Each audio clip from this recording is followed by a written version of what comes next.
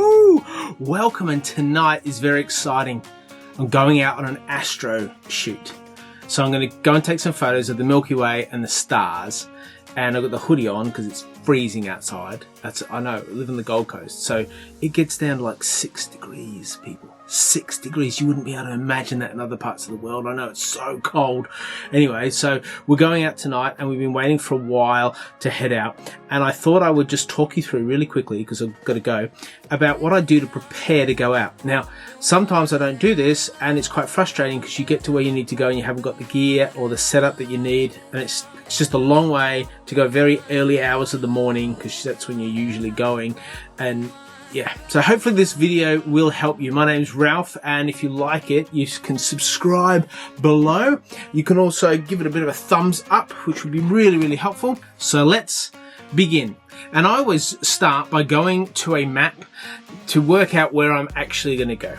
And once you go to the map, you'll be able to work out that if you're looking in the direction that you need to be looking. So are you looking north, east, south, or west? Because where the Milky Way appears and moves to will dramatically be affected by the direction you're facing in. So sometimes we think, I could go to this lake and shoot into the lake, except the Milky Way's back here.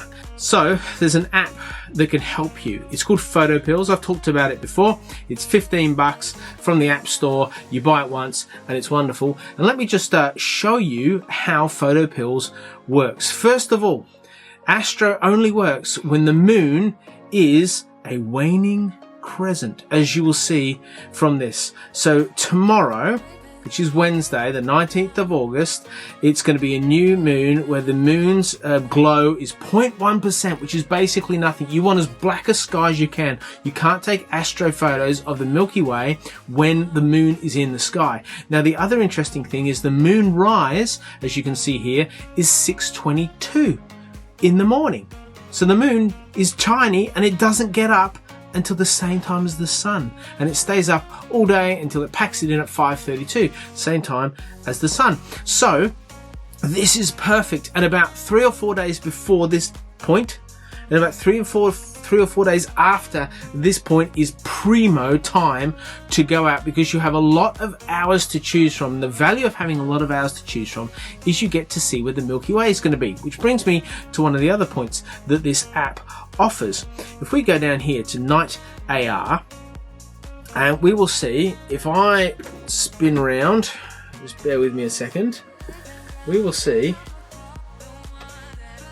you see up here is the time, in the top left hand corner is the time. So if I zoom this forward today to, what time should we go out tonight? Let's say we go at 10 o'clock tonight. The Milky Way will be across the top of the sky. Now if I stay out all night, watch this, watch the see top left hand corner, the time.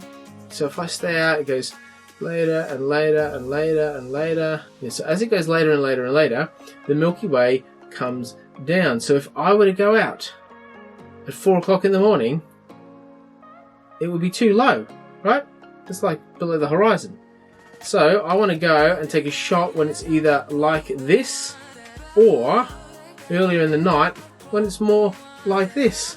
So do I go out 8:10, just past dinner time? Or do I wait till a ridiculous hour in the morning, 12:08, to get a shot like this?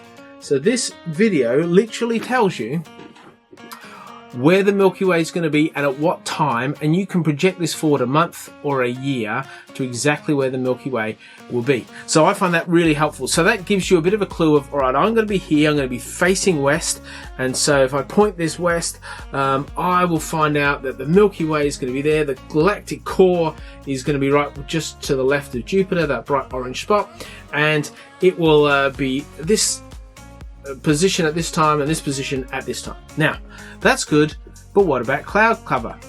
I'm glad you asked. I use an app called Clear Outside. It looks like this. This is set for Burleigh Heads, a place where I live, and you can then go, let me just look at this. So Tuesday night, if we go through, as you can see, 21 is 9 o'clock. So at 9 o'clock tonight, the total cloud cover is going to be 12%. That's not too bad. But if we go to 11 o'clock, we go, oh, the total cloud cover is going to be 9%. That's not much either. But if I go at 3 o'clock in the morning, there's a chance that there's going to be 32% cloud. Now, that may... Here's the thing, it's still a gamble. It doesn't mean there's going to be 32% of cloud bang in front of your shot. It means there's a 32% chance that you might encounter cloud destroying your photos. You don't want any cloud in your astro photos. It's just rubbish. So stay away from cloud. But I would look at this and go, it's perhaps not worth going out tonight. But if we flick through to tomorrow night, oh, look at that. It's terrible. 71, 79, 68, you wouldn't even bother. Oh, until it gets to, say, 3 o'clock in the morning, where it's going to 13 to 8, so 3 o'clock, and the galactic core, the Milky Way, is going to be across here. That might be game on, folks. Might be worth a go. What about if you go forward an extra day? So we're going into Thursday. We're going to Thursday night, and look at that. We've hit the jackpot. Friday night, it's just clear all the way through. So I might go, all right, I'm going to plan for Friday night. Now, I'm actually going out tonight, and I'm not going to Burley Head, so it should be fine. So we're all set to go. We know where we're going. We know what time we're going. We know what angle we're going to face in, and then is the really important aspect of what to take with you. And I say this out of a lot of experience of forgetting stuff or having stuff not work when we get there. So number one thing that every photographer needs is a beanie.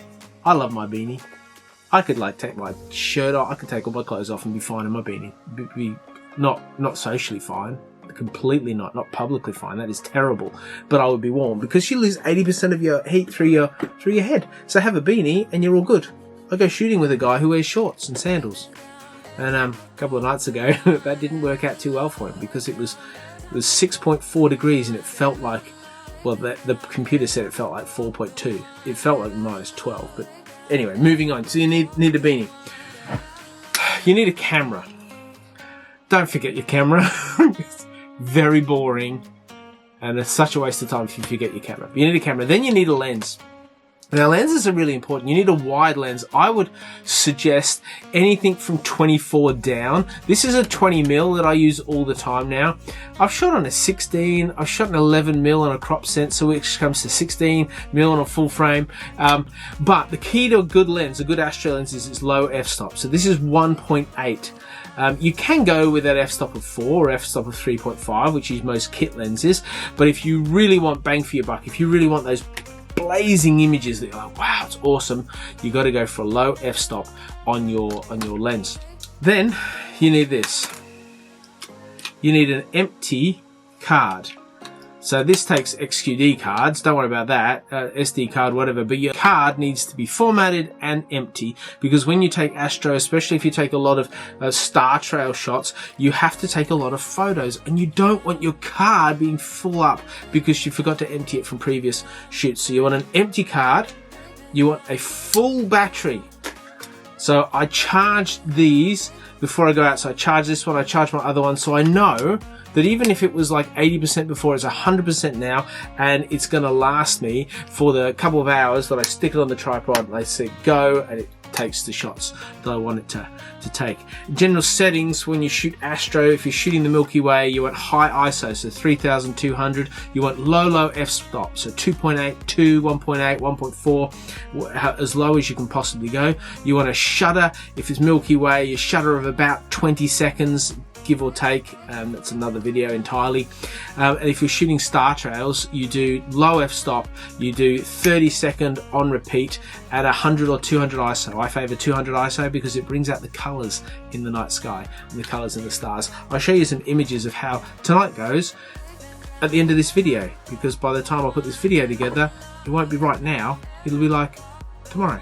All right, other things you need: lens cloth, because it can get really condensationary, and lens cloth helps it out. So always keep an eye on what your glass on your lens looks like, because you're out so cold, it gets condensation on it and moisture on it, makes all your images blurry. So give it a bit of a wipe with this.